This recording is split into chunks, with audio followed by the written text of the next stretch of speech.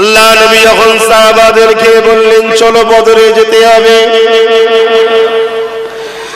কি জন্য যেতে হবে? মক্কার সন্ত্রাস আবু জেহেল উতবা সাহেবা 1000-এর উপরে সৈন্য নিয়ে আগিয়ে আসছে। কেন আগিয়ে আসছে?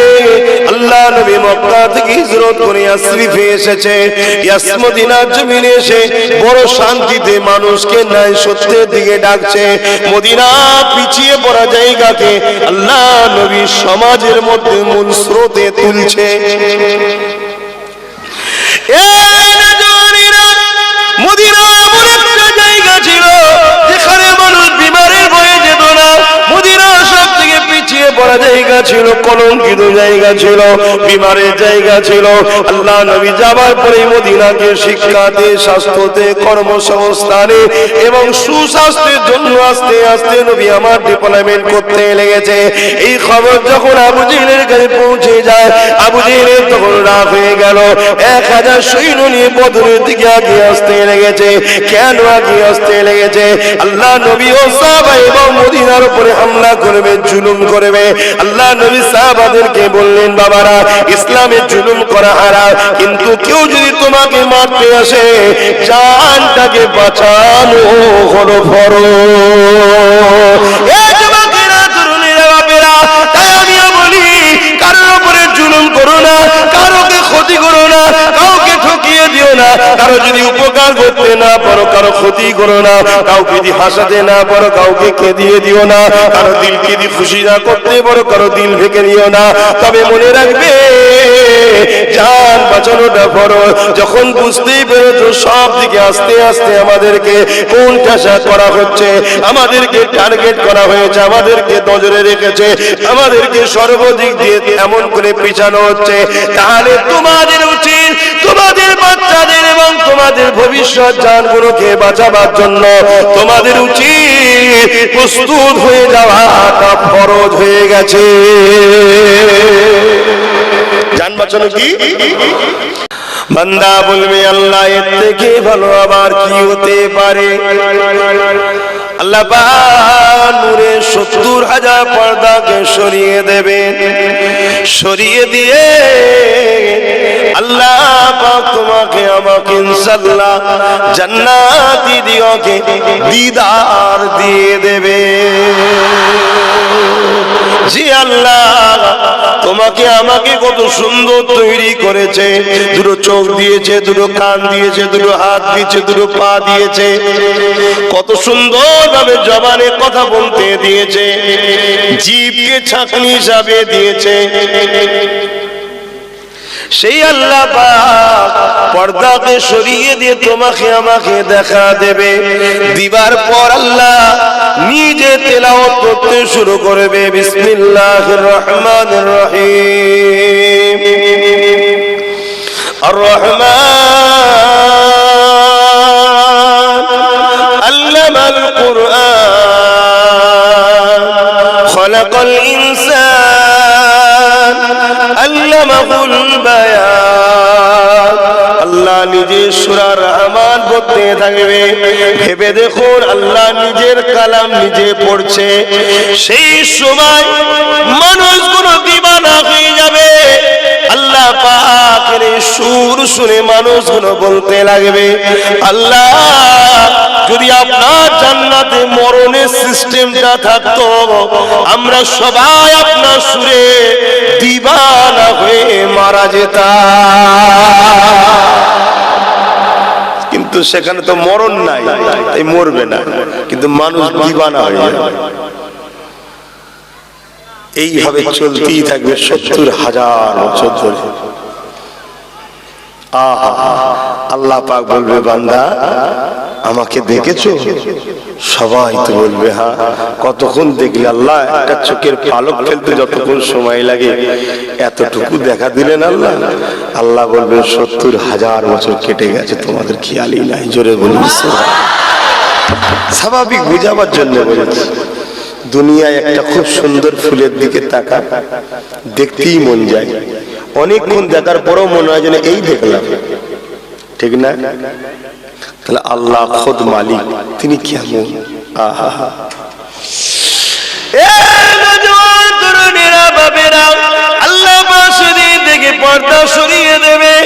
জান্নাতীরা যখন খুশি আল্লাহর সঙ্গে দেখা করতে পারবে, যখন খুশি কথা বলতে পারবে, এবং সপ্তাহের যে জুম্মার দিনটা রয়েছে, এই জুম্মার দিনে জান্নাতীদেরকে আল্লাহর পক্ষ থেকে স্পেশাল দাওয়াত দেওয়া হবে। ওই দাওয়াতে মেম্বার তৈরি করা হবে, ওখানে সমস্ত নবীরা থাকবে, শহীদানরা থাকবে, ওলিরা থাকবে। ইনশাআল্লাহ তুমি আমি ইনশাআল্লাহ থাকবো, বলো না ইনশাআল্লাহ। এই যুবকেরা এই দুনিয়া জমিনে একটু সবর করতে হবে। লোভ লালসার জায়গায় দুনিয়া, ধোকার জায়গায় দুনিয়া, এই দুনিয়া জমিনে একটুখানি সবর ধৈর্য ধরতে হবে। এবং তুমি আমি চলে যাবার আগে আল্লাহ তোমাকে আমাকে যে নিয়ামত গুলো দিচ্ছে আমাদের আওলাদ, এই আওলাদ গুলোকে উপযুক্ত বানিয়ে দিয়ে যাও। যেমন আজকে এই বাড়িওয়ালা গুলো তিনাদের আওলাদ রেখে গেছে, আমার ভাইরা প্রতি বছর তিনার আব্বা আম্মার জন্য আজকে সবরেশানি করতে লেগেছে, পরিবারের জন্য সবরেশানি করতে লেগেছে। আল্লাহ নবী জানিয়ে দেয় এগুলো বৃথা যায় না। আমার আল্লাহ রাসূলের কাপড় দিয়ে জান্নাতি খানজা করে ওই মুর্দাদের রুহে রুহে পৌঁছে দেয়। যদি কারো কবরে আযাব হয়ে থাকে, এর বিনিময়ে আল্লাহ তাদের কবরে আযাবকে মাফ করে দেয়। বাচ্চাগুলোকে ট্রেনিং দাও, বাচ্চাগুলোকে তৈরি করো।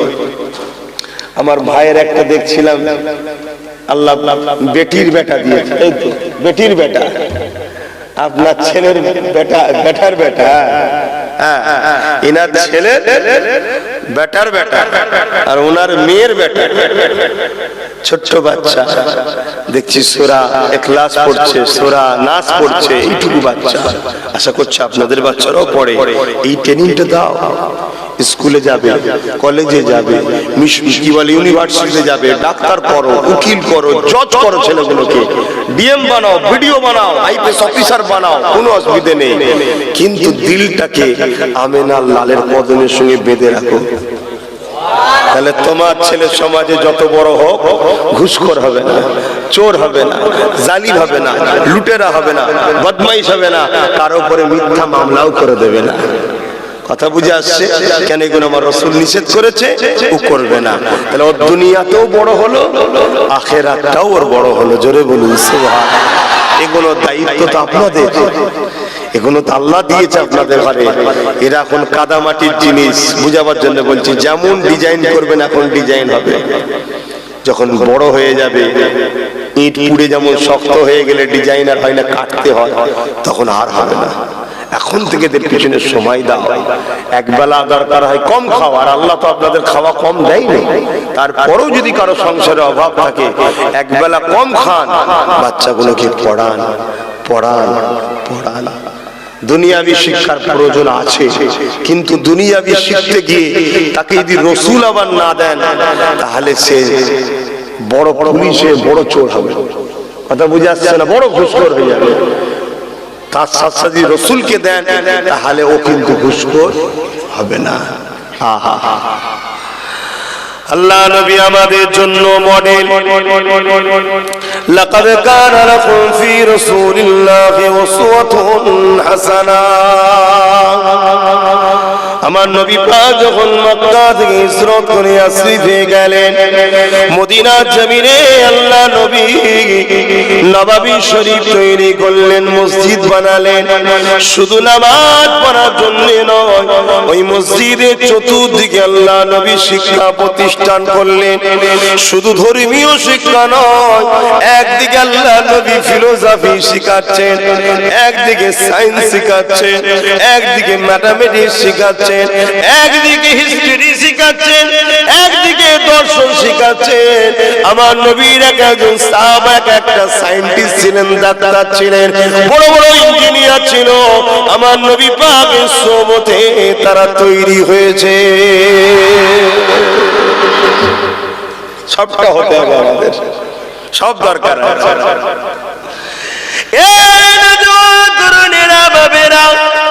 আর পাশাপাশি আমার নবী পাকের প্রেম ভরা, আল্লাহ নবীর আদবকে দিনের মধ্যে ভরিয়ে দেয়। যেটাকে ঈমান বলা হয়।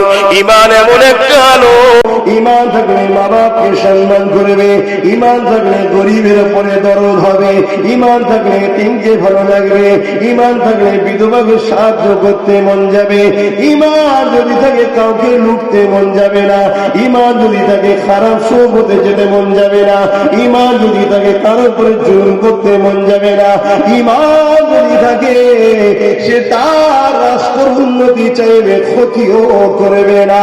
তোমার বাচ্চা যদি ঈমানওয়ালা ডাক্তার হয়, তোমার বাচ্চা যদি ঈমানওয়ালা পুলিশ অফিসার হয়, তোমার বাচ্চা যদি ঈমানদার রাজনীতির নেতা হয়, তোমার বাচ্চা যদি ঈমানদার সমাজের জন্য ডাক্তার হয়, উকিল হয়, তাহলে মনে রাখবে দুনিয়ার মানুষ তোমার বাচ্চা দ্বারা কখনো ক্ষতি হবে না। আর দুনিয়া জমিনে তোমার বাচ্চা সুনাম ছড়িয়ে পড়বে। আর পরকালে তোমার যদি কোনো কারণে ধরাও পড়ে যাও, তোমার বাচ্চা নবীর প্রেমিক হওয়ার জন্য তোমার হাতকে ধরে আল্লাহর জান্নাতে নিয়ে যাবে। আরো জোরে বলুন সুবহান।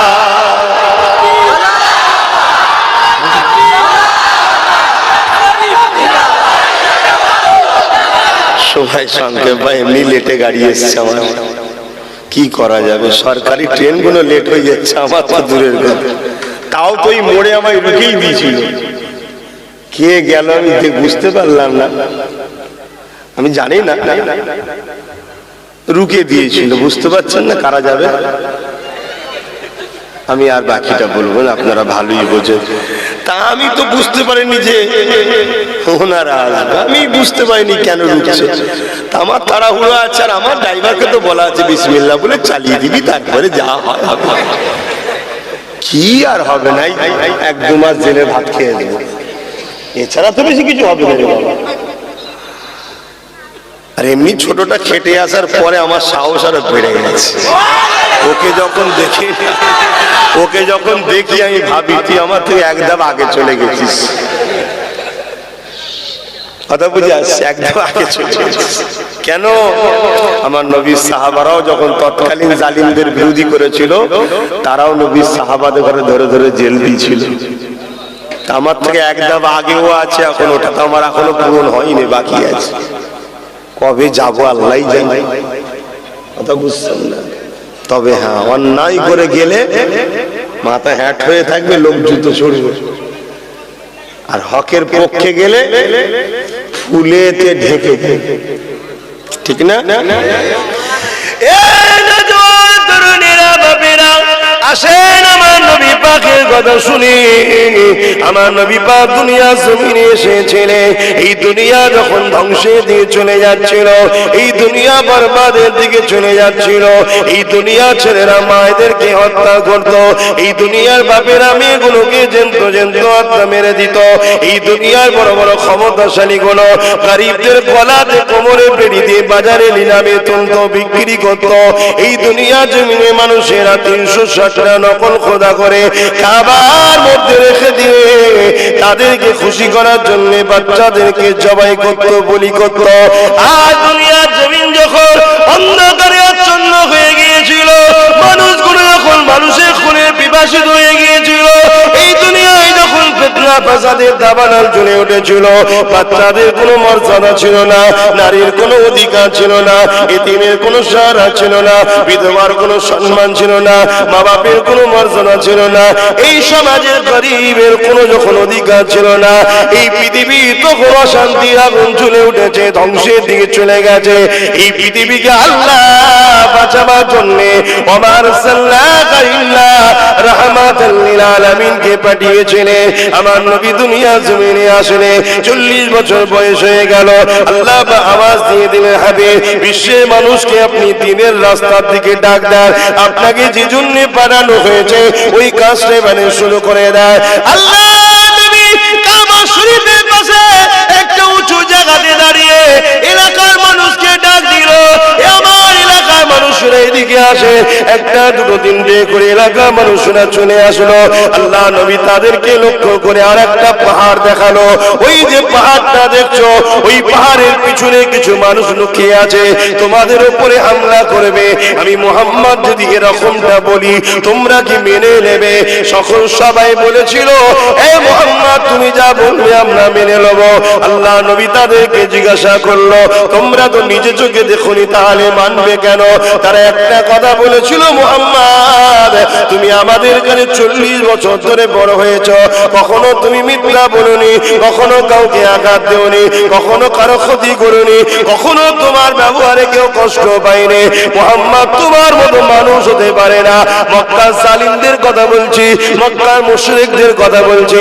নবী তখন নবুয়তের ঘোষণা দেয়নি। আল্লাহ নবী যখন কথা বললেন, তারা যখন এই উত্তরটা দিল, আল্লাহ নবী বললেন তাহলে আমার কথা মেনে নাও, লা ইলাহা ইল্লাল্লাহ আনা মুহাম্মাদুর রাসূলুল্লাহ, আল্লাহ के सिवा कोई इलाह नहीं, मैं मुहम्मद अल्लाह के रसूल हूं। আল্লাহ আমাকে পাঠিয়েছে তোমাদের ঘরে এক আল্লাহকে চিনাবার জন্য। মেনে নাও এটা। যারা একটু আগে বলল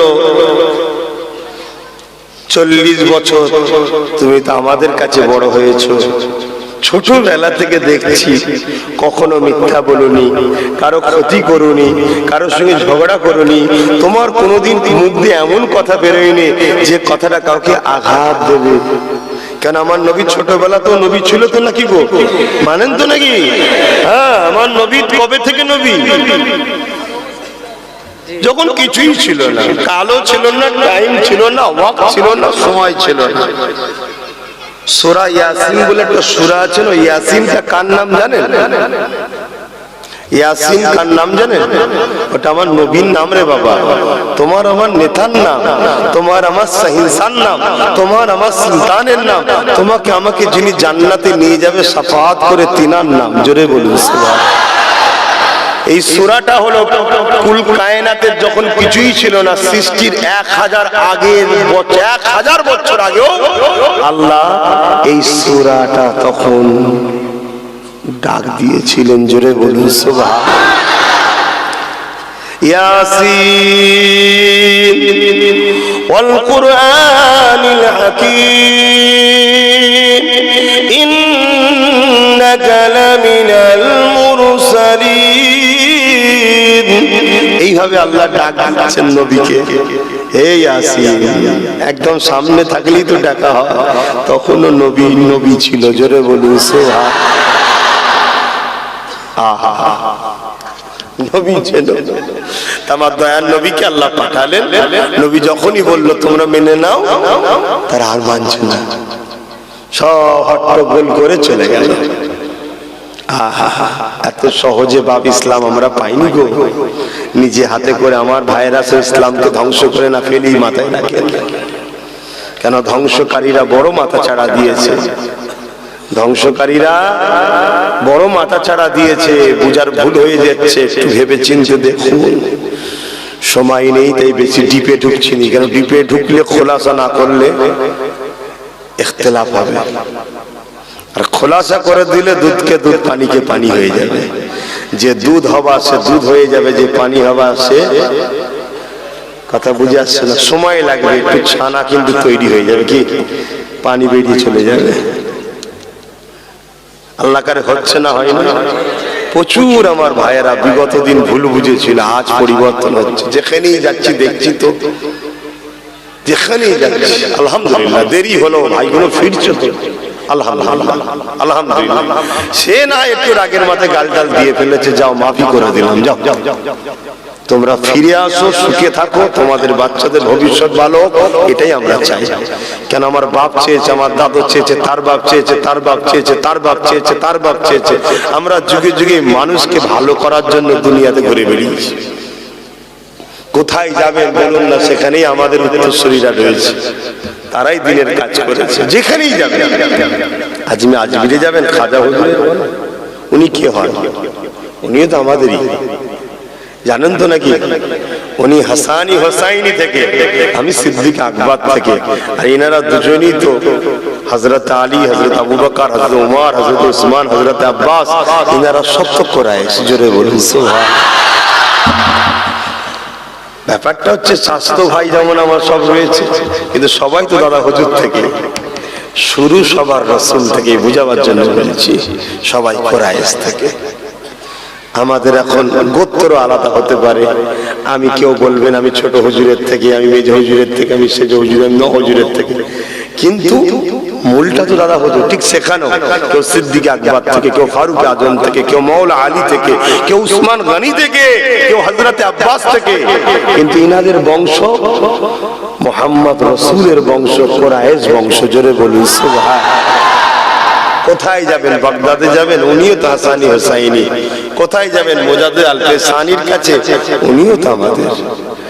অতএব যুগ যুগ ধরে আমরা মানুষের কল্যাণ চেয়েছি, তাই হয়তো একটু দেরি হয়েছে আমার অনেক ভাই আমাকে বুঝতে, কিন্তু আল্লাহ করে আমি চাই আরো যারা দূরে আছে চলে আসুক, নিজের ঘর সামলাক, নিজের বাচ্চার ভবিষ্যতের কথা ভাবুক, পরের জন্য ভেবে লাভ নাই।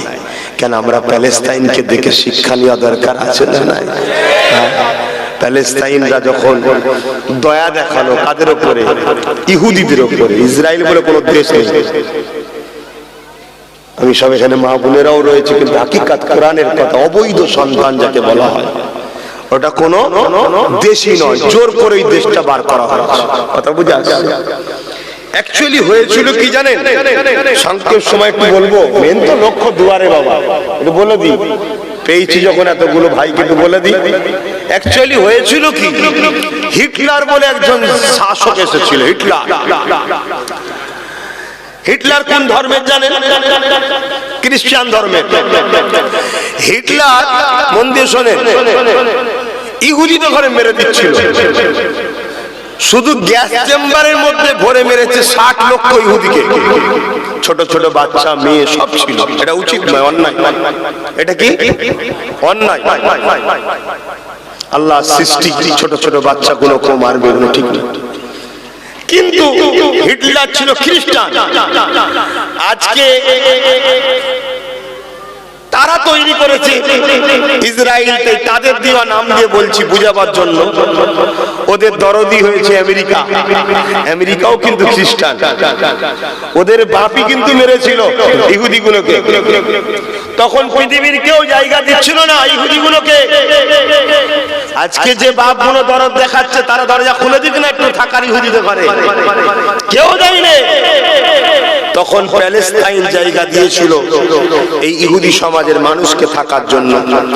না তাদের গায়ে জামা ছিল, না তাদের বেটিদের ইজ্জত ঢাকার মতো কাপড় ছিল, না তাদের খাবার কিছু ছিল, না পরনার জুতো, এই পায়ে দিবার জুতো ছিল। মুসলমানরা তাদেরকে বাঁচতেও দিয়েছে, ঘরও দিয়েছে, জায়গা দিয়েছে, কাপড় দিয়েছে, অর্থ দিয়েছে, শিক্ষা দিয়েছে, পুরুষ সব তাদের ঘরে দিয়েছে। দিয়ে তারা আস্তে আস্তে আস্তে আস্তে আমার ভাইদের কাঁধে উঠে ক্ষমতাশালী হয়ে এখন আমার ভাইদের ঘরে বোম মেরে শেষ করছে। এটা আমাদের সাথেও কিন্তু ঘটছে, হালকা ঘটছে। আস্তে আস্তে যখন পিকআপ বাড়ছে, যখনই তারা হাঁটতে যায় আমাদের কাঁধের ওপর দিয়ে যেতে, আমাদেরকেই লাগায়। আমরাই নিজের ভাইয়ের মাথায় বাঁশ মেরে জালিমকে জিতাই, আমরাই নিজের ভাইকে খুন করে তার ঘর বাঁচাই, আমরাই সব সময় তাদের জন্য করেছি। সবকিছু করার পরে তারা আমাদের কাঁধের ওপর দিয়ে ওঠে, পাওয়ারে গিয়ে তারা আমাদের বাচ্চাদের ঘরে মূর্খ বানায়, আমাদেরই বাচ্চাদের পেটের খাবারকে কেড়ে নেয়, আমাদেরকেই আস্তে আস্তে ঠকায়, আমাদেরকেই মিথ্যা কেসে তারা জেল ভরে, আমাদের উপরেই তারা জুলুম করে, আমাদের মসজিদকে টার্গেট করে, আমাদের মাদ্রাসাকে তারা জঙ্গি তৈরি হয়, সন্ত্রাস তৈরি হয় বলে। তারা সব করে। আমার নবীর আন্দোলন হলে তাদের বুকের ব্যথা ওঠে। তারা আমাদের উপরে বারবার জুলুম করে করে করে করে যাচ্ছে। তবে 80 বছর হতে আর 3 বছর বাকি। 80 বছর পর প্যালেস্টাইনবাসীর উপরে এই অত্যাচার হলো। 80 বছর হতে আর কত বাকি আমাদের? তাহলে আমিও যেটা দেখছি অবস্থা ভালো নয়। তবে 3 বছর তো অনেক দূর। নতুন বছরের নতুন দিন, ঠিক না? আমার কাছে মুহররমটা সবথেকে উত্তম বছর, এটাকেও মানি, বাংলাটাকেও মানি, কিন্তু বিহায়াপনা যে সময়গুলো হয় সেগুলোকে গুরুত্ব দিই না। মুহররম আদর্শ আলা মাস, যেখানে বান্দা আল্লাহর কাছে চোখের পানি ফেলে শুরু করে। জোরে বলুন সুবহানাল্লাহ। কথা বুঝে আসছে? আর এইগুলোতে কি হয়, যেখানে লাখো মেয়ে তার সতীত্বতা নষ্ট করে, মদ খেয়ে অ্যাক্সিডেন্ট করে মরে গিয়ে শুরু হয়। কথা বুঝে আসছে না? না, এই জন্যই তো শ্রেষ্ঠ আমেন আল্লাহ। জোরে বলুন সুবহানাল্লাহ। তো যাই হোক, আমি যেটা বলতে চাইছি, এই যে শুরু হলো, আমার তো মনে হয় এই মাসটা পার হবে কি সন্দেহ আছে। আমাদের জন্য ভয়ানক দিন আসতে চলেছে। আমি আর বেশি কিছু থেকে বলতে পারলাম না। তো প্যালেস্টাইনবাসীর ইতিহাসটা বুঝতে পারলেন, এই ঘটনা।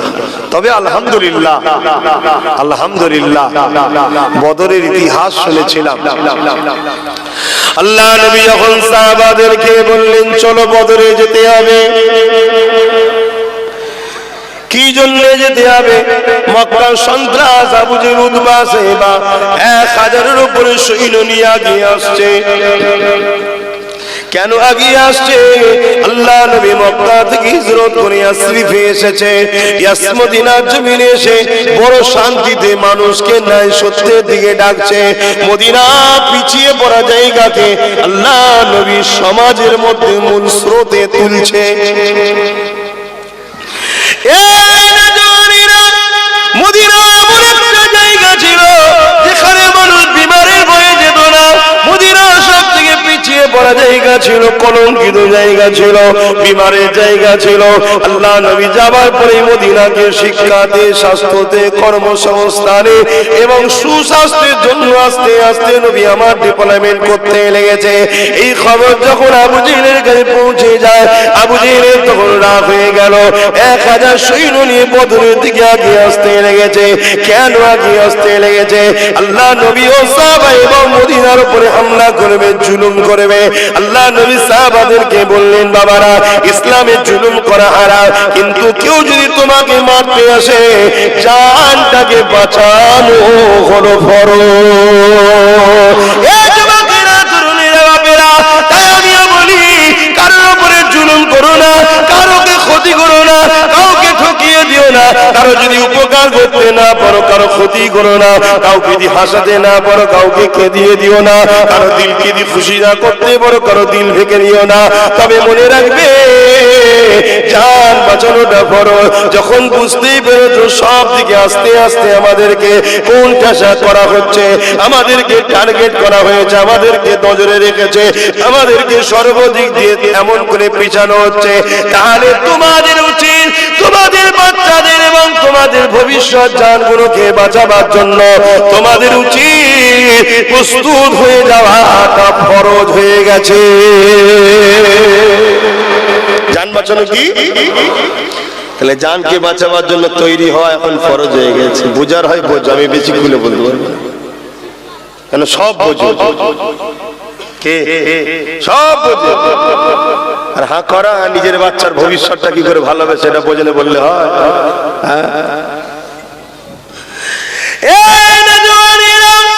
আল্লাহ নবী বদরের ময়দানে সাহাবাদেরকে নিয়ে গেলেন। সাহাবাদের সংখ্যা ছিল মাত্র 313 জন, আর জালিমদের সংখ্যা ছিল 1000। সন্ত্রাসদের হাতে ছিল তীর, বল্লম, তরোয়ার, সাহাবাদের হাতে ছিল খাজুরের ডাল। ভেবে চিন্তে দেখেন কি অবস্থা। এখন দুজন যদি লাঠি নিয়ে আগিয়ে আসে, তাহলে তো আমরা সবাই পুকুর টুকুর দেখবো না, যেখান দিয়ে খুঁজে ছুটে যাব। আর সেদিন বদরের ময়দানে 1000 ওই দিকে রয়েছে জালিমদের দিকে, তাদের হাতে তরোয়ার রয়েছে, তাদের হাতে তীর রয়েছে, বল্লম রয়েছে, সাহাবারা খাজুরের ডাল রয়েছে। এমন করে জালিমদের গায়ে যুদ্ধের লেশ রয়েছে, লোহার। আর সাহাবারা গরিব মানুষ, ছিঁড়া ফাটা কাপড় পরে। কেউ জিজ্ঞাসা করলো, ও নবী, সাহাবারা কি করে আপনারা ওদের মোকাবেলা করবে? ওরা তো ঘোড়ার পিঠে বসে আছে, ওরা তো হাতির পিঠে বসে আছে, ওদের হাতে তো তরোয়ার রয়েছে, ওদের হাতে তো তীর রয়েছে, ওদের হাতে তো বল্লম রয়েছে। আপনারা ওদের থেকে সংখ্যা অনেক কম, ওদের হাজারের অধিক, আপনারা মাত্র 313 জন কি করে লড়াই করবে? সাহাবা হুজুররা উত্তর দিয়েছিলেন কি শুনে রেখে দাও, ওদের তীর থাকতে পারে, তরোয়াল থাকতে পারে, বল্লম থাকতে পারে, সব থাকতে পারে, ওদের হাতে ক্ষমতাও থাকতে পারে, সব ওদের থাকতে পারে, কিন্তু আমাদের 313 জনের কাছে আল্লাহর বন্ধু রয়েছে। আরো জোরে বলুন সুবহান। অবাক হয়ে গেল, বদরের ঘটনা ঘটেছে 1500 বছর আগে, উলামাদের মুখ থেকে শুনেছে, আমিও কিতাবুল মাগাজিতে পড়েছি, কিন্তু মনে রাখবেন 1500 বছর পরে আজ প্যালেস্টাইন আমাদেরকে দেখিয়ে দিল আজও সাহাবাদের অনুসারী আছে। আজকে পৃথিবীর বড় বড় শক্তি, আমেরিকা বলো, এমন করে ফ্রান্স বলো, এমন করে ব্রিটেন বলো, তারা যাদের হাতে পরমাণবিক শক্তি আছে, বড় বড় রকেট আছে, বড় বড় অস্ত্র রয়েছে, পৃথিবীর শক্তিশালীদের সুপার পাওয়ার গুলো সব ইসরায়েলের দিকে, তারা সব একদিকে হয়ে গেছে। আর প্যালেস্টাইনের গুটিগত মানুষ, না আরব তাদের সাথ দিয়েছে, না মুসলিম দুনিয়ার কেউ তাদের সাথ দিয়েছে, কেননা নামে মুসলমান, তারা তো নাচ গানে মদ নিয়ে ব্যস্ত রয়েছে।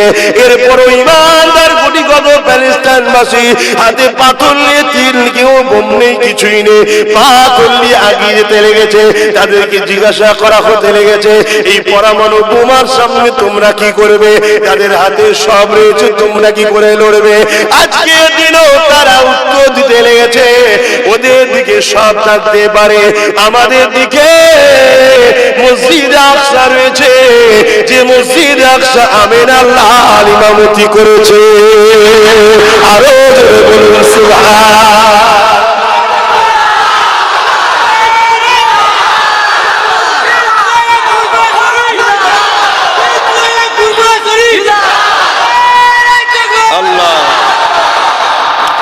অনেকে আমাকে মাঝে মাঝে বলে, আমার কিছু খাস লোক ভালোবাসা থাকে, ঠিক না, পার্সোনাল কখনো গেলে বলে, ভাইজান ওদের হাতে তো সব রয়েছে, মিলিটারি ওদের, পুলিশ ওদের, বন্দুক ওদের, পদ ওদের, ক্ষমতা ওদের, কি আপনি কি করবেন? কি করবেন? ওদের সব থাকার বড় দুনিয়ায় কোনোদিন ওরা কামিয়াবি হয়নি, আজও হবে না। কথা বুঝছেন না? বলছেন ওরা সারা জীবন চেষ্টা করে করে হাঁপিয়ে যায়, কি হাঁপায় না, হাঁপায় না, কিন্তু গুটি কতক ইমানদারের পাল্লাই পরে সব সময় ঝাড়ার বাড়ি খায়। কি গো ভুল বলছি নাকি? দেখুন না, পৃথিবীর সব শক্তি একদিকে হওয়ার পরও গুটি কতকের কাছে মাথা হ্যাট করে দিয়ে বলছে, ভাই একটু মীমাংসায় বসলে হয় না? জোরে বলুন সুবহান। শুনছেন না? শুনছেন না? হ্যাঁ, আপনারা খবর রাখেন কি জানি না, প্যালেস্টাইনের সঙ্গে মীমাংসায় বসেছে, সপ্তাহখানেক হয়ে গেল মীমাংসায় বসেছে, শুনছেন তো নাকি? হ্যাঁ, কেন? গুটি কতক দেখে লাভ নেই, এরা আল্লাহ রসুলের যদি হয়, এদের সাথে আল্লাহ রসুল আছে। জোরে বলুন। আর আল্লাহর কোন জিনিসকে করতে আর শেষ করতে সময় লাগে না, শুধু বলে হো যা, হয়ে যায়। জোরে বলুন সুবহান। তাহলে তুমি আমি ঘাবড়ে যাচ্ছি কেন? আল্লাহ নবী তো বলেছে, একটা সময় আসবে আমার উম্মত প্রচুর মার খাবে। সবাই মিলে যেমন ক্ষুধার্ত মানুষগুলো খাবার থালের উপরে সবাই হামলা দিয়ে পড়ে, ওই রকম আমাদের উপরে সবাই হামলা দিয়ে পড়বে। সাহাবারা জিজ্ঞেস করেছিলেন, হুজুর তাদের কি সংখ্যা কম হবে? আল্লাহ নবী বললেন না। তারপরও মার খাবে কেন? নবী বলেছিল দুটো কারণে। কটা কারণ? নাম্বার 1, তারা লুভি হবে। আমরা লুভি হয়েছি না হইনি? আরে এক কাপ চায়ের জন্য আমাকে গাল দেয়। চায়ের দোকানে বসে যাতে এক কাপ চা খেয়ে দিয়েছে, খাবার পরে বলছে, জানিস আব্বাস সিদ্দিকীর এইটা করা ঠিক হয়েছে? ও বলছে, হুম ঠিকই তো, এসব করার কি দরকার, হুজুর মানুষও করবে কেন? আরে এক কাপ চা খেয়ে, তাহলে লোভী হয়েছি না হয়নি? হ্যাঁ হ্যাঁ হ্যাঁ, যদি জানতাম আব্বাস সিদ্দিকীর বিরোধী হয়ে তুই টাটা বিল্লার মালিক হয়ে গেছিস, তাহলে জানতাম দুনিয়ায় থেকে মজা করে নেবে। কি গো ভাই, দুঃখ লাগে না? এই যে লোভ আমাদেরকে শেষ করছে। দ্বিতীয় নম্বর, নবী কি বললেন? এরা মৃত্যুকে ভয় করবে। কি কে ভয় করবে? মৃত্যুকে। বলেন আমরা মৃত্যুকে ভয় করছি না করিনি? ভয়। বলছে কি হবে, কেস হলে কি হবে? মা বলছে বাবা যাসনি, মারপিট হচ্ছে, কেস হয়ে যাবে, মেরে দেবে বাবা, যাসনি বাবা। আর বদরের ময়দানে দুটো ছোট ছোট বাচ্চা, নবী বলছে বাবা ঘরে যাও, তোমাদের যাবার সময় হয়নি, তোমার মায়ের কাছে যাও। বাচ্চা দুটো কাঁদে আর বলে হুজুর মাই তো পাঠিয়েছে। জোরে বলুন সুবহান। মা বলেছে হয় মরবি নাই নবীর দুশমন মেরে আসবি। দেখেন হুজুর ছোট ছোট ছুরি দিয়েছে, বড় তো চাকাতে পারবে না। শুনছেন না? আল্লাহ নবী দুই ছেলেকে কত বুঝাচ্ছে, কিছুতেই শুনে না, কাঁদছে, লাস্টে কাঁদা শুরু করেছে। কাঁদা দেখে নবী বলছে ঠিক আছে তোর বড় ভাইটা যাক, তুই থাক। তখন ছোট আফসোস করে বলছে আল্লাহ আমাকে বড় করলেন কেন? তাহলে আমি শ্বাসটা পেয়ে যেতাম, কমসে কম কামও তো বলতে পারবো যে আল্লাহ তোমার হাবিবের সাথে করে নিয়ে তোমার দুশমনের বিরুদ্ধে লড়েছিলাম। জোরে বলুন আল্লাহ নবী যখন এই কথা বললেন বড়টা যাক তুই থাক, কাঁদতে কাঁদতে বলছে বাচ্চাটা ছোটটা যা হুজুর লড়াইয়ের ময়দানে বড় ছোট তো ব্যাপার নয়, শক্তি লাগে, শক্তি। হুজুরও আমার থেকে বড় হতে পারে, ওর থেকে বেশি শক্তি আমার গায়ে। একবার কুস্তি লাগিয়ে দেখেন, আমি ওকে পাকড়ে দেবো। আল্লাহ নবী সব বুঝতে পারছে যে এদের খেলটা কি হচ্ছে। নবী সাহাবাদেরকে ডাকলেন, দেখো গো আল্লাহর প্রেমিক কাদেরকে বলে? জোরে বলুন এটা তো খেলা করার জায়গা নয়, ওখানে গেলে মায়ের মুখ আর নাও দেখতে হতে পারে। কি ধর থেকে কল্লা আলাদা হয়ে যাবে, সেই জায়গায় যাওয়ার জন্য এত নেশা কেন? তারা জানে ওয়াদাল্লাহি হাক্কুন, আল্লাহর ওয়াদা সত্য। যারা আল্লাহর রাহে কুরবানি হয় আল্লাহ তাদেরকে বেহিসাব জান্নাত দেয়। জোরে বলুন এ জান তো যাবে। কি গো শরীরের সঙ্গে জানের সম্পর্কটা সব থেকে লাজুক, সব থেকে দুর্বল রিশতা হলো জান আর শরীরের। কখন যে বেটা পালাবে কোনো ঠিক নাই। ভাত খসিয়ে বসে খাবো বলে নিয়ত করেছি, বেটা ফুক করে পালিয়ে গেল, খাবারও রয়ে যাবে। কি গো ঘরের লোকগুলোকে খেতে দেবে না, বেরিয়ে যাবে। কিন্তু এর জন্যই কত পাগল আমরা। আমার রাসূল বললেন তাহলে লাও কুস্তি হোক, কুস্তি হোক। তখন ছোট ভাই বলছে হুজুর একটু ভাইয়ের সঙ্গে কানে কানে কিছু কথা আছে। আল্লাহ নবী তো সবই বুঝতে পারছেন, যাও। নবী বাচ্চাদেরকে কত ভালোবাসতেন। কানে কানে যে বলছে ভাই তুই তো নবীর সঙ্গে লড়াইয়ের চান্স পেয়ে গেলি, তোর কিয়ামত আর চিন্তা আছে নাকি? তোকে দিয়ে জিজ্ঞেস করে একটাই কথা বলবি, হুজুরের কাছে জিজ্ঞেস করুন আমি কে ছিলাম। জোরে বলুন সুবহান। বদরে হুজুরের সাথী ছিলাম, জালিমদের বিরুদ্ধে লড়েছিলাম। আমাকে একটু চান্স দে, তুই আমার বড় ভাই হোস, তোর সঙ্গে পারবো, তোকে একটুখানি হালকা ঠেলবো, তুই পড়ে যাবি, আমি বলবো জিতে গেছি, আমি চান্স পেয়ে যাবো। দু ভাই সেটিং হয়ে গেল, কথা মতো কাজ। বড় ভাই পড়ে গেল, বড় ভাই বুকের উপরে বসে রয়ে গেল, হুজুর আমি জিতে গেছি। বলুন সুবহানাল্লাহ। আল্লাহ নবীর চোখ দিয়ে পানি গড়াচ্ছে। এটা কি দুঃখের কান্না? খুশির কান্না। আল্লাহ এরা দুদিন আগে কেমন ছিল, এদের পরিবেশ তোমাকেই মানত না। 360টা প্রভু তৈরি করে ফেলেছিল, আজ তোমার জন্য এরা কত পাগল হয়ে গেছে, জান দেবে বলে না আসছে। নবী খুশিতে কাঁদছে আর হাত তুলেছে, আল্লাহ আমি মুহাম্মদ তোমার কাছে ভিক্ষা চাই, এ দুটো বাচ্চা যেন জালিমদের তরবারে শহীদ না হয়। জোরে বলুন সুবহানাল্লাহ। তাহলে বলো আর শহীদ হবে? অনেক বড় কথা, লড়াই হয়ে গেল, বাচ্চা দুটোকে আল্লাহ বাঁচিয়ে রেখেছিল। 313 জনের মধ্যে 13 জন শহীদ হয়েছিলেন। নবী ফিরে আসলেন, কথা হচ্ছে কে কাকে মেরেছে না মেরেছে। বাচ্চা দুটো শুধু ঠেলে ঠেলে উঠছে, হুজুর আমি আবু জেলকে মেরেছি, আর একজন হুজুর আমি মেরেছি। বাচ্চারা যা করে কথা বুঝছেন না? এ একবার বলছে আমি মেরেছি, একবার বলছে আমি মেরেছি। জিবরাইল চলে এলেন, হুজুর আল্লাহ বলেছে আবু জেহেলকে, ইসলামের বড় দুশমনকে দুজন মিলেই মেরেছে। জোরে বলুন সুবহানাল্লাহ। এই হলো আমাদের ইতিহাস। আমাদের প্রত্যেকটা ছেলের বুক খুলে দেখো, এদের বুকে ওমর ফারুক নেই, এদের বুকে সালাউদ্দিন আইবি নেই, এদের বুকে খালিদ বিন ওলীদ নেই, এদের বুকে গরিবের নওয়াজ নেই, এদের বুকের মধ্যে রয়েছে কে? দুনিয়া সব ফট চিকেন বাজগুলো সব রয়েছে। এজন্য তো আমাদের দুর্দশা এটা। কেউ অ্যাড দিচ্ছে লাখ সাবান মাখলে নাকি ফর্সা হয়ে যায়, সেই সব হিরোদের ঘরে দিলের মধ্যে রেখেছে। কি ভালো হবে? আরে দিলের মধ্যে রাখো কাকে? সালাউদ্দিন আইবিকে রাখো, গরিবের নওয়াজকে রাখো, ফুরফুরার হযরত আবু বকর সিদ্দিককে রাখো, দেওবন্দিদের পীর সাহেব, তাবলীগ জামাতেরও পীর সাহেব হাজী ইমদাদুল্লাহ মুহাজির মক্কিকে রাখো। বেশক তিনি আল্লাহ ওয়ালা মানুষ। আপনাদের হাওড়া জেলায় শুয়ে আছে হাজী ইসহাক রহমাতুল্লাহ আলাইহিকে দিলের মধ্যে রাখো, তবে তো তোমরা কামিয়াবি দেখবে। আসো আমার ভাইরা, জিন্দেগিকে পরিবর্তন করো। এ দুনিয়া বড় ধোকার জায়গা, এ দুনিয়া বড় লোভের জায়গা, লালসার জায়গা। স্বার্থ ফুরিয়ে গেলে সব বেটা পালিয়ে যাবে, কেউ নাই। ডান দিকেও দেখবে কেউ নাই, বাঁ দিকেও দেখবে কেউ নাই, সামনেও দেখবে কেউ নাই, পিছনেও দেখবে কেউ নাই, সব ছেড়ে দিয়েছে। এই সময়তেও যদি তুমি আল্লাহকে বলো, আল্লাহ তুমি ছাড়া আমার কেউ নাই, আমার আল্লাহ এত দয়ালু। বনি ইসরাইল কওমের একটা উম্মত এরাম ছিল, বড় পাপী ছিল, যুবক ছেলে। গ্রামের লোকেরা মেরে বার করে দিয়েছে গ্রাম থেকে,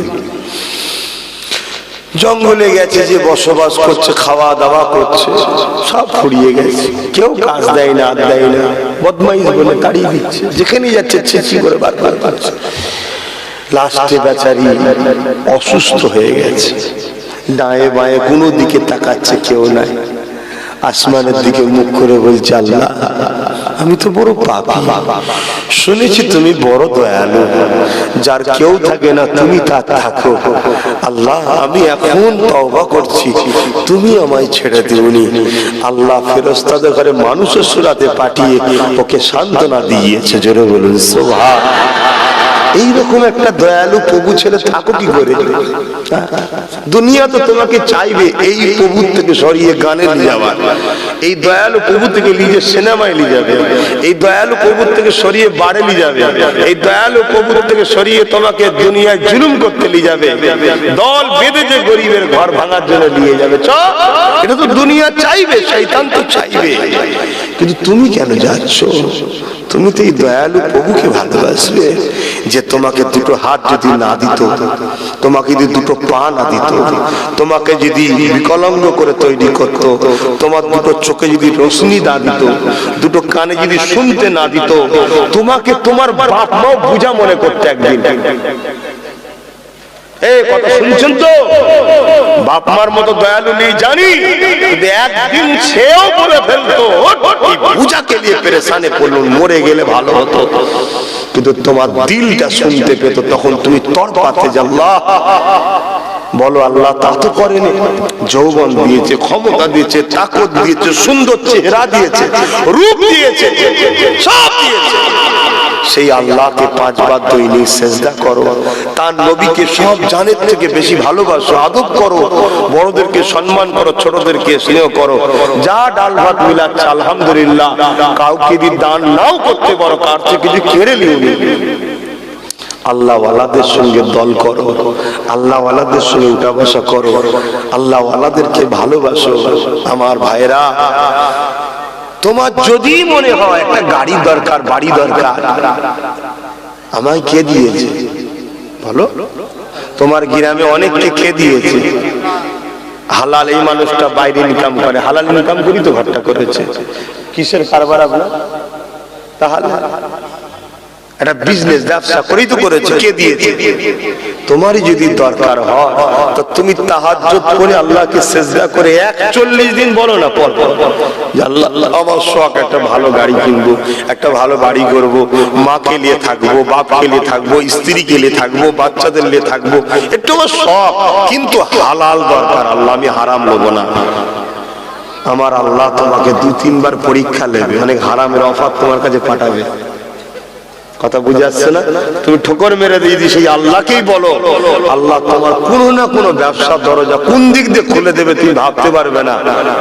তুমি নিজেও বাড়ি গাড়ি তো করবেই করবে, এত বড় হবে তুমি, তোমার দ্বারা আরো গরিবে হাজারো গরিব তোমার দ্বারা আল্লাহ তাদের রিজিকের ব্যবস্থা করে দেবে। জোরে বলুন সুবহানাল্লাহ। ভাই আমার, এ দুনিয়া দুদিনের, কত যুবক ছেলে মারা যাচ্ছে। এই তো আমার একটা শুনলাম নাকি ভালোবাসার ভাই ছিল, এই গ্রামেই শুনলাম, ভাই বলছে বাইক চালাচ্ছিল, চালাতে গিয়ে অ্যাক্সিডেন্ট হয়ে মারা গেল। তার কপালে এইভাবে লেখা ছিল ঠিকই কথা, কিন্তু আমাদেরও কিছু দোষ থাকে। আল্লাহ বলেছে সাবধান হও। রাস্তাঘাটে বাইক আমরা অনেকে জোরে জোরে চালাই, এগুলো করবেন না। আর জোরে চালালেই যে অ্যাক্সিডেন্ট হবে, আস্তে চালালে হবে না সেটাও বলছি না, কিন্তু জোরে চালানোটা হচ্ছে নিজের গাফলতি, আর আস্তে চালানোটা যদি হয় ওটাও তোমাকে জানতে হবে নসিবে রয়েছে। কিন্তু তারপরেও তো আল্লাহ তো বলেছে সাবধান হও, তোমাকে সাবধান হওয়া দরকার। কিন্তু আমি দেখি যে আমার প্রচুর ভাই বাইকে উঠে কি স্পিড যায়, অথচ ওই ভাইটা খেয়াল করে না আমার জন্য আমার মা অপেক্ষায় আছে, আমার বাপ অপেক্ষায় আছে। যদি সংসার হয় তোমার উপর একটা মেয়ের জিন্দেগি নির্ভর করছে, তোমার যদি বাচ্চা থাকে তোমার উপর একটা বাচ্চারও জিন্দেগির ওসিলা নির্ভর করছে, যে তোমাকে বাপ বলে ডাকে, ঠিক না? তুমিও যাকে ঘরে গিয়ে কত আদর করো, অতএব একটু সাবধানে চলো। হ্যাঁ, এরপরও যেতে হবে, আমি বলছি না যে সাবধান থাকলে বেঁচে যাবে না, এটা আল্লাহর হুকুম পালন করো। কথা বুঝে আসছে? সাবধানে থাকো, আল্লাহ হিফাজত করেন। কিন্তু সন্ধ্যা তো ঘনিয়ে আসছে, বলতে তো ইচ্ছা যাচ্ছে কিন্তু নামাজের ব্যাপার আছে, কিছু করার নাই। খাস দোয়ার মাহফিল করেছিল, আসেন একটু সালাত ও সালাম দিয়ে নি, কিন্তু এক মিনিট দাঁড়ান। এই দাঁড়ানোলে সমস্যা হচ্ছে না হয়নি সমাজে? এই নিয়ে বাড়াবাড়ি করবেন না, এই নিয়ে নিজেদের মধ্যে ঝগড়া ঝগড়ি করবেন না। হ্যাঁ, দাঁড়ালে কিন্তু গুনাহ নাই, এবং কোরআনের দলিল আছে দাঁড়াবার, ইশারাতান, হাদিসেও দলিল আছে আদবের সাথে সালাম দিবা। জোরে বলুন সুবহানাল্লাহ।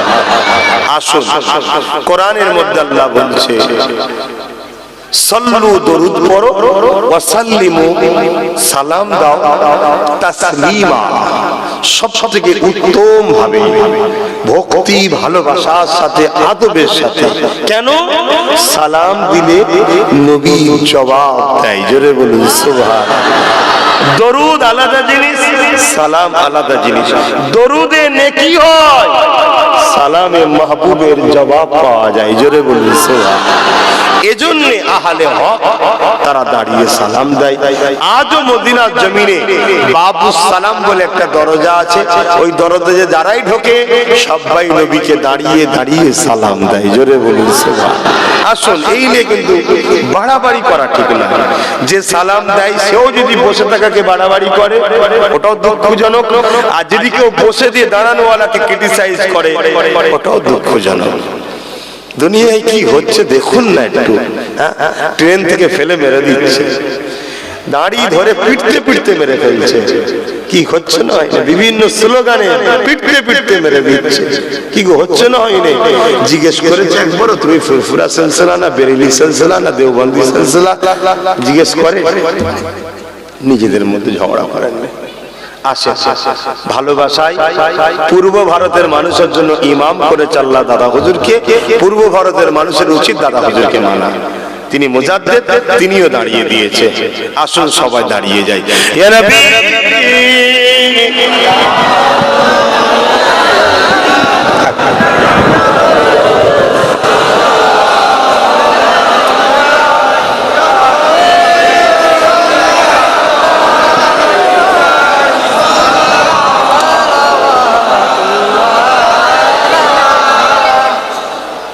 طلع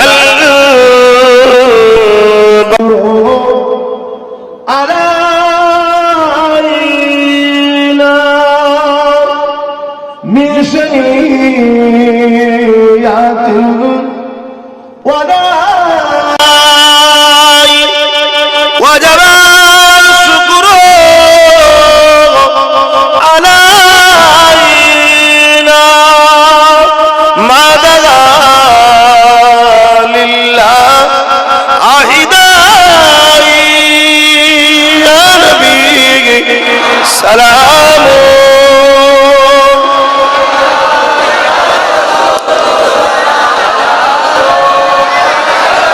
ইয়া হাবিব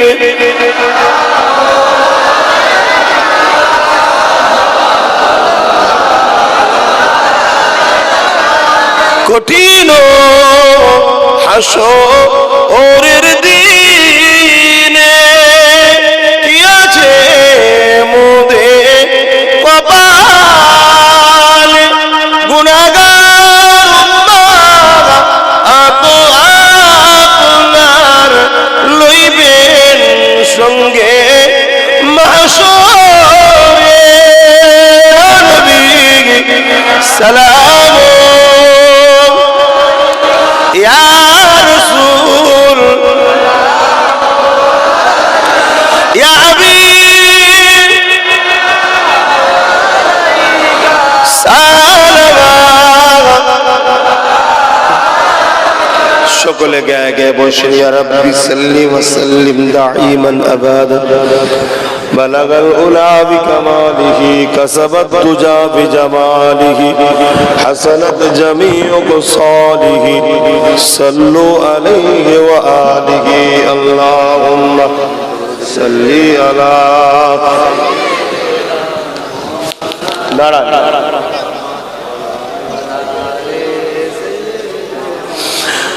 حال دل کس کو سنائے آپ کے ہوتے ہوئے کیوں کسی کے در پہ جائے آپ کے ہوتے ہوئے حال دل کس کو سنائے آپ کے ہوتے ہوئے میں غلام مصطفیٰ ہوں یہ میری پہچان ہے غم مجھے کیوں کر ستائے آپ کے ہوتے ہوئے حال دل کس کو سنائے آپ کے ہوتے ہوئے کہہ رہا ہے آپ کا رب انت فیہم آپ سے کہہ رہا ہے آپ کا رب انت فیہم آپ سے کیوں انہیں دو میں سجائے کیوں انہیں دو میں سجائے آپ کے ہوتے ہوئے ময়দানে মাশরে আল্লাহ বলবে হাবিব এগুলোকে কেন মারবো আপনি থাকতে জোরে বলুন সুবহান کہہ رہا ہے آپ کا رب انت فیہم آپ سے کیوں انہیں دوں میں سجائے آپ کے ہوتے ہوئے اپنا جینا اپنا مرنا اب تیری چوکھٹ پہ ہے আমাদের সবকিছু নবীর কদমে ঠিক না বেটি আমরা দাসত্ব করি আল্লাহ ভালোবাসি রাসূলুল্লাহকে अपना जीना अपना मरना अब तेरी चौखट पे है हम कहाँ सरकार जाए हम कहाँ सरकार जाए आपके होते हुए আমাদের সরকার তো নবী মুহাম্মদুর রাসূল জোরে বলুন সুবহান ঠিক না বে ঠিক গো মানেন তো নাকি না দুটো দুটো করে ধরে রেখেছে সব আমার তো উনি ছাড়া কেউ নেই আমি সব কাউকে মানি না শুনছেন না শুনেন না আমার উনি একমাত্র ওনাকে যে ভালোবাসে আমি তাকে সম্মান করি সম্মানের জায়গা দিই তাকে ভালোবাসি এই হচ্ছে কথা